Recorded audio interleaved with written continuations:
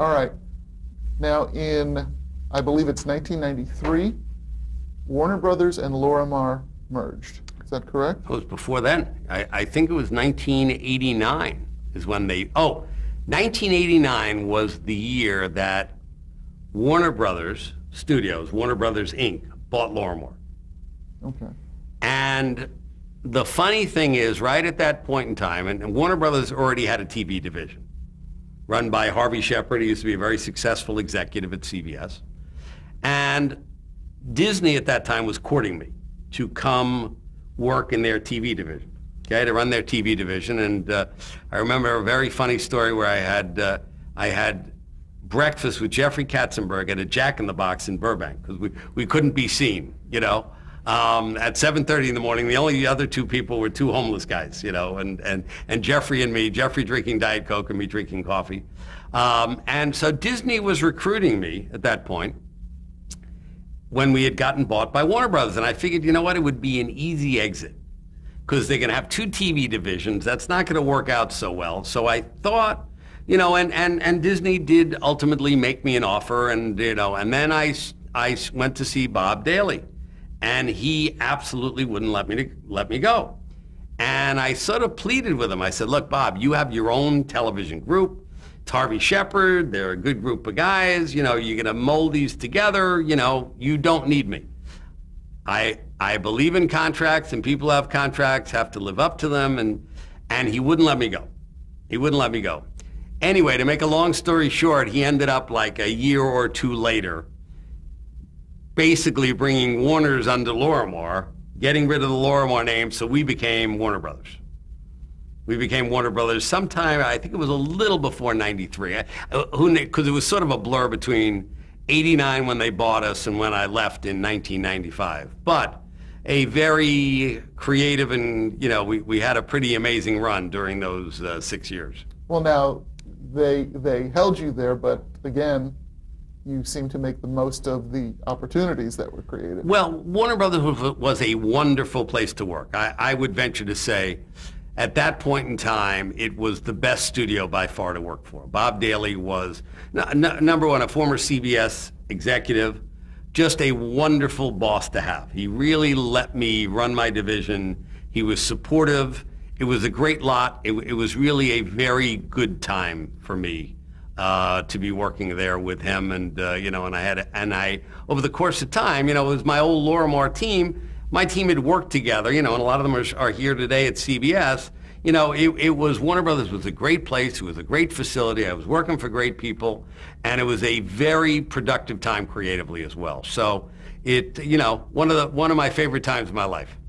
Talk about that team, considering it seems that those people and their loyalty and your loyalty to them is something you appear to value a great deal. Well, there's no question. I mean, it's finding terrific executives who are terrific people is a very hard thing to do. So when you do it, when you find the right people, you hold on to them. So, you know, I go back that far with Nancy Tellem and Nina Tassler, who are clearly the two top executives at CBS Entertainment today. You know, and a number of people, Kelly Call, you know, our head of programming here and scheduling was one of the guys there.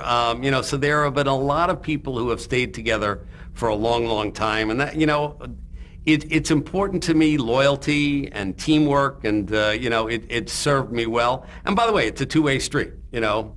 You know, they're loyal to me, I'm loyal to them, or I'm loyal to them and they're loyal to me. And you know what?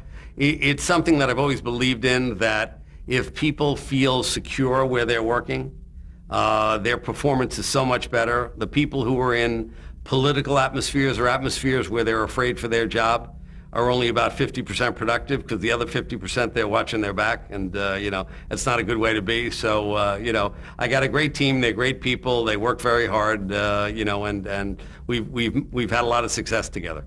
What skills, what attributes do you look for when you're assembling your team? I look for smart people. I look for people who get along well with others. I look for people with a sense of humor. I look for people who work very hard. Another one of my adages is, we're in a business that 50% of it, our success, we have no control over. It's So the other 50%, you better work your butt off. You better work harder than the other guy because we can only control half of what we do. And generally, I've lived by that rule. Do that. As I said, teamwork's important, loyalty's important, respecting other people, the ability to get along with creative people. We're sort of either at the studio or the network. We're sort of a guide for creative people. We need to make an environment where they can do their best work and where they feel protected and they feel like the network or the studio's in their corner and making their lives as easy as you can be. Because I've seen the environments where that doesn't exist, And I think our team has done that. They realize that, and it gives me a lot of pride that you hear that from people out there, that they're treated better at CBS than any place else. And there's also the adage, we say no 95% of the time. You better say no nicely, because a lot of those people, you're going to want to come back when they do have the goods. The next time out, they're going to have a big hit show for you, and you better do it nicely. We did a pilot with Chuck Lurie that wasn't very good. Now Chuck thought it was great. He thought it was great, but a very talented guy, a very important guy. And he was very angry he didn't put it on the air. We had to handle it. But the next year he did 2.5 Men. So, and that turned out okay. It turned out okay, exactly. So it was important that Chuck felt like, okay, he may have missed with the other one, but the CBS people took care of him, and that's important. So across the board, it seems like whether you're talking about showrunners or executives who work for you, it seems like interpersonal skills is really high on your list. It really is. It really is. There are times I've met with people for an executive position. I say, you know what, that guy's really smart.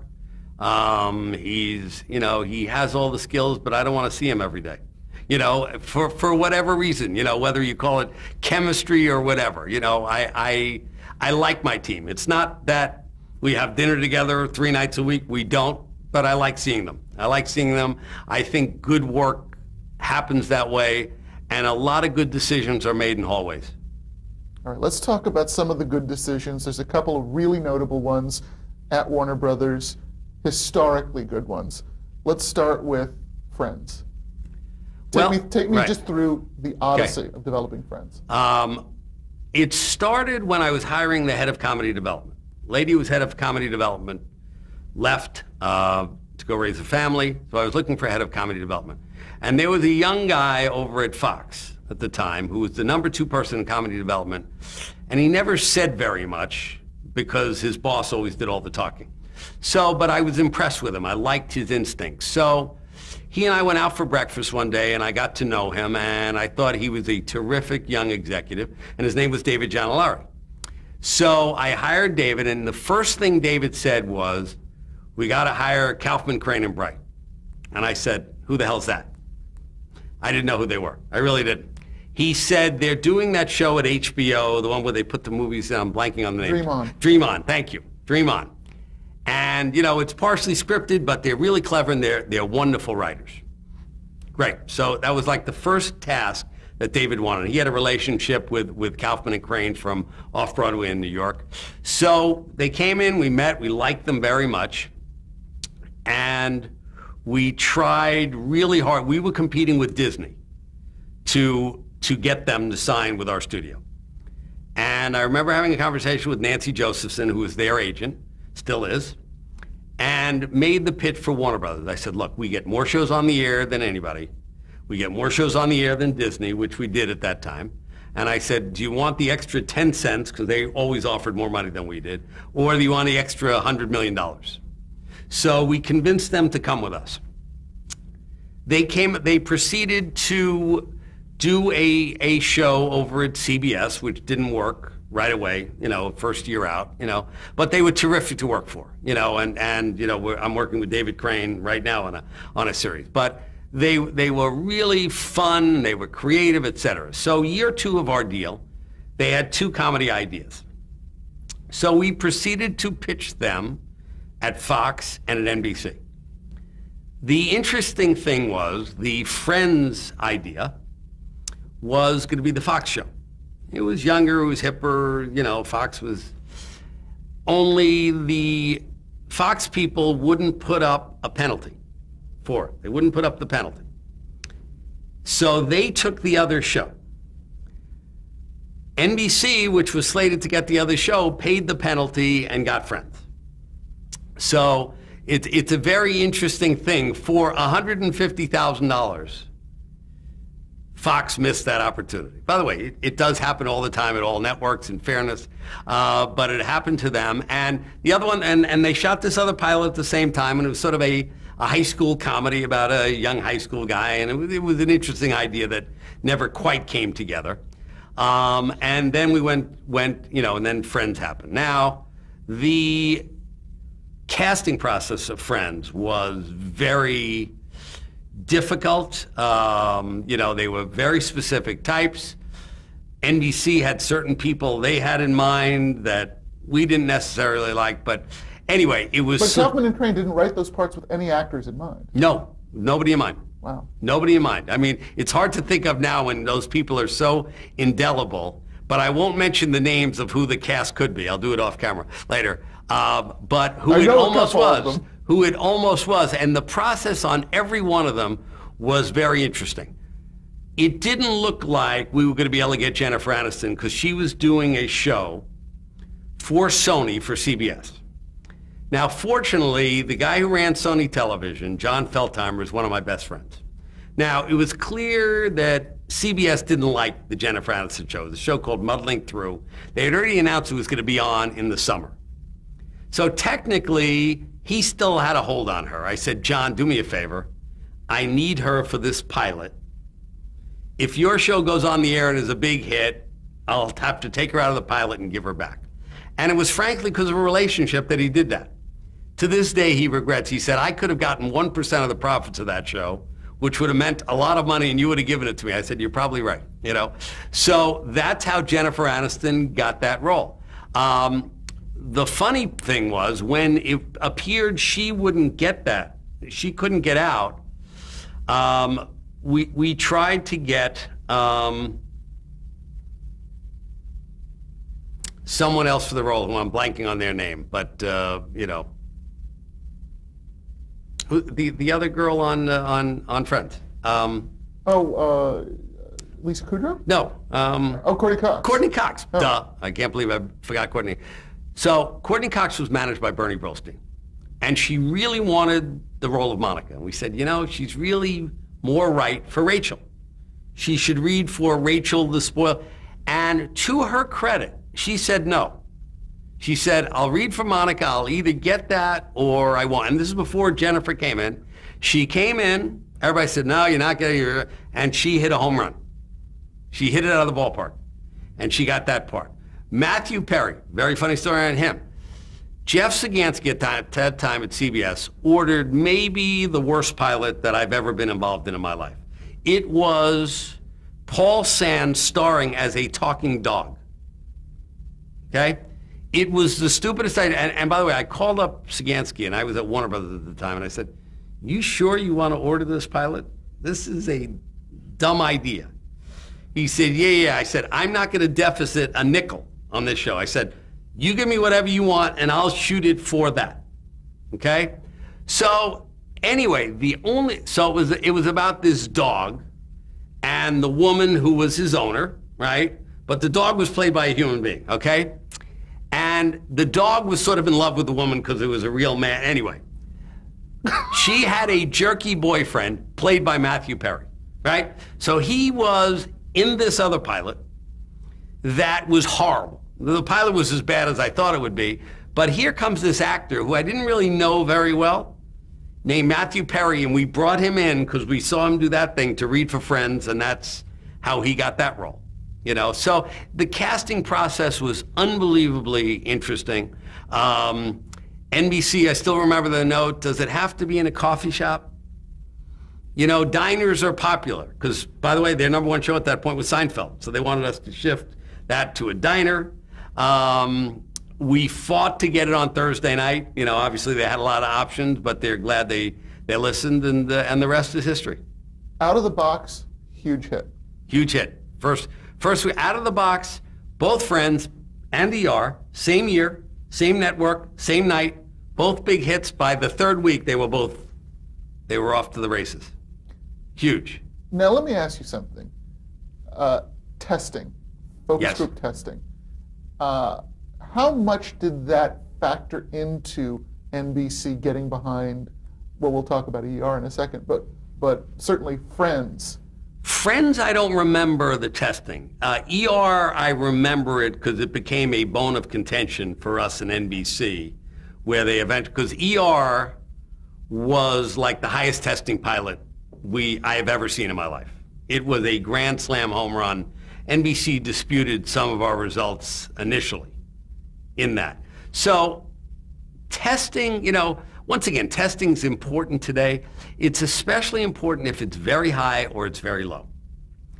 Because it's very funny, and a lot of people criticize, most pilots are in the middle, where it doesn't matter that much. In other words, if you fix certain elements, you could fix it. But David Poltrak, who heads research for us, for CBS, when during scheduling, and everybody groans because David often kills shows that you love or pushes shows that you don't. So he made a statement once, and it was a numerical thing, and he said, I've been at CBS 20 years, and no pilot that's scored under this number has ever lasted more than a season. And he showed me all the ones that have been on and on and on. It was true. So, by the way, there have been a couple of pilots that we've liked that have not gone on the air because of that. Most of the time I use research, and I believe in it, for something that's a grand slam home run, like CSI. We thought it was good. We didn't know how good until we saw research. It was huge. Research was huge on that. And it was huge with women, which was the surprise. That women really got into it, which was when we realized with CSI, it wasn't really a detective show. It was a puzzle. Which had a great deal. It wasn't a cop show. It wasn't cops. It wasn't and a robbers. whodunit, it was a howdunit. Exactly. That's a good way of putting it. So. You can use that. What? You Okay. can use that. Okay. Thank you. So we use research, and with ER, the funny story is, so we saw the pilot, and I loved it. I love the script. I love the pilot. That doesn't always happen, The pilot was spectacular. And I think I had one note, which John Wells didn't listen to, it was about the location of the doctor's apartment. And I said, it looks like he lives in a lower class neighborhood in Chicago, because they had the L in the background. He said, you don't know Chicago very well. There are very nice apartments that are right under the L. I said, all right. So anyway, he left it the way it was, and that literally was the only note. Our test results were huge, right off the bat. NBC, the executives, didn't love it as much as we did. They didn't love the pilot as much as we did. They weren't against it. They claimed our research was out of whack. So they did a test on their own, and their research didn't match up with ours. So we said, all right, I'll tell you what. You come over to where we test it. You bring your executives. We'll retest it. We're that sure of how good it was. And they did that. The result was exactly the same as our first test, which was huge, Sorry. That's okay. It's getting a real slice of life. Exactly. So we retested, we did that. Now, the next dispute with NBC was what night were they going to put ER on? Initially, their thought was to put move homicide from Friday to Thursday, which we were vehemently opposed to. Because Friday night at 10 o'clock is not the best place to be. You want to be on Thursday night, especially with that powerhouse NBC lineup during that time. So we took the two shows and we did more research on them and said, homicide has much more male appeal, and ER has a huge amount of female appeal, and frankly, the four comedies that lead up to it are, sitcoms are generally 60% female. So that was a battle, and I finally got Thursday at 10. So I won my two battles with NBC for Friends and ER, and they're very happy I did. Now, what was your relationship through all of this process like with Warren Littlefield, who was running the network at the time? It was great. It was great. Warren and I were old friends, obviously, and Don Omeyer was Warren's boss, who was a guy I played poker with every Thursday night. So I liked them a lot, and I think that I did them a lot of good. If we can work backwards just a little bit in terms of the development and casting again of ER, Yes. how, if you can give us just the broad strokes of that process Yes. on that show. Tony Krantz, who was an agent at CAA, called me up and said, we had John Wells under contract at Warner Brothers. He called me up, he said, I got a script that was written by Michael Crichton that he showed to Steven Spielberg. The script was from 1973. And Crichton said to Spielberg, I think this will make a good movie or TV show. Spielberg read it, gave it to Tony Thomopoulos, who was running Steven's TV company, and they came to us because we had John Wells. In other words, they had to put it with a showrunner. The script was, the only negative thing about the script was it was a bit outdated because it had 1973 references and it took place in Boston. And because St. Elsewhere took place in Boston, we said change it to another city. So they changed it to Chicago. Now, we didn't know about the existence of Chicago Hope at this time. It was, and it took place in 1973, and there were references to basketball players who were playing for the Boston Celtics at that time. But other than that, and by the way, and Crichton's rules were, shoot it as it is. I'm not changing anything, except for time. Got it? We read it, we loved it. It was terrific. Sent it to NBC. They gave us a series commitment for it. In other words, basically a pilot with penalties on it. They sort of went back on it and said, no, we'll just give you a pilot. They sort of changed the deal, which happened, and I don't think it was anybody's intent to change the deal or anything unethical went on, but it sort of gave me the ability to shop it around. So just for kicks, I sent it over to Jeff Sagansky at CBS. Jeff read it. He loved it. He said, unfortunately, I'm developing this show with David Kelly about a hospital in Chicago called Chicago Hope. So I can't do both of them. So anyway, we went back to NBC. Michael Crichton did some brief rewrites, to bring it to time, but he was generally very cooperative. And then it was about casting. So there were a number of things that I remember about the casting process. One, obviously George Clooney is someone who I had kept under contract, like 4 one-year contracts, and he kept doing pilots and TV shows for us. He did an arc on Sisters, and George was a good friend, and we became very close, and I just believed this guy was a star. He was great looking, he was unbelievably charming, he had a great sense of humor, and, up until ER, he'd been on like 8 failed series. But I said, this guy's got it. Once again, it's where my acting abilities came in. I said, this guy's got it. There's something about him that's so appealing. Anyway, George stayed on Warner's all that time. There were 2 scripts that I sent over to George. One was ER, and the other was this series about 2 lawyers in San Francisco. And by the way, it was a much bigger part. I said, George, read these 2. One had been already picked up, which is ER, but he didn't know it. The other, if George wanted to do it, NBC would do it. That was sort of the deal. I said, okay. So he read the 2, and he said, I want to do the doctor show. I said, really? It's like a quarter of the size. Because if you remember, they were really 6 or 7 equal parts. The other one was like all George. He said, no, this script is fabulous. I want to do Dr. Ross. I want to do that. John Wells wasn't that familiar with George Clooney. He didn't really know who he was. George didn't have to read for him, but he had to go meet him. So it wasn't like an automatic, okay, George Clooney gets the role. Anyway, they met, they hit it off right away, and the rest is history. George was always great, always the most cooperative, never renegotiated his deal, played out his deal because he knew he was beginning to become a movie star. He played that out. The other part that was, I still remember Noah Wiley's reading, as the insecure young intern. There were like 4 or 5 guys, and he came in and he just wowed us. He was the guy. And Eric LaSalle was also another interesting story, was doing another pilot for us. We were having trouble casting that role.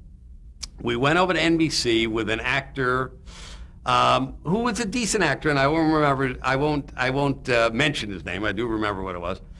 You know, and we had the whole thing cast, and Don O'Meara and I were, but you know, and everybody was saying, "Oh yeah, he's fine, he's fine." Don O'Meara and I looked at each other in the room, and to Don's credit, he said, "Wait a minute, you know, I'm not sure, and I could tell Les isn't sure this is the guy." So I said, "You're right. I'm not sure this is the guy. We have a guy shooting another show for us. He's shooting a pilot, or it's a series at the time that's up in Oregon, named Eric LaSalle, but he won't be available for like 2 weeks or whatever." Anyway, we juggled the schedule. To Don's credit, you know, it was like $20,000 more, and we split the cost of the delay for that role and waited for Eric LaSalle, you know, which made a huge difference. You know, the only other thing about casting in that, Juliana Margulies was a guest star. At the end of the pilot, she was supposed to have committed suicide. Now, you talk about testing, we changed the ending slightly, so she goes into the ICU but doesn't die. You know, she had the relationship with Dr. Ross, so she came back just because she was so good in the pilot. Wow, I didn't remember that. Yeah, it was an interesting story. So, you know, it was a great group. It was a great group, and it was a great show, and obviously, you know. Now, when it got scheduled, obviously much was made of ER going head-to-head with Chicago Hope. What was your take on all of that from your vantage point? Right. From my vantage point, at that point in time, I thought CBS was making a huge mistake. You know, I know it was David Kelly, but remember something. NBC's Thursday night lineup was so strong.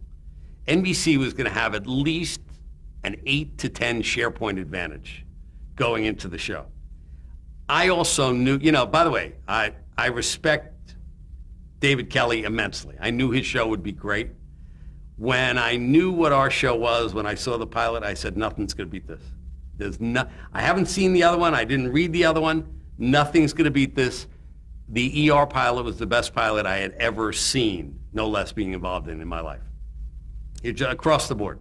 Across the board. It was a spectacular pilot. So it was one of those days that was rather nerve-wracking, the day they premiered. One premiered on a Sunday night, one premiered on a Monday night, you know, with a 2-hour. And then that Thursday was when they went head-to-head. And ER kicked Chicago Hope's butt. Unfortunately, a couple years later, I came to CBS, and now I didn't have ER anymore. I had Chicago Hope. So, you know, that's the irony of all this. Now, that brings up one question. This may be a bit of a sticky one, but I have to ask it. Okay. Obviously, this is sort of pre the era of vertical integration. Do we need to change tapes?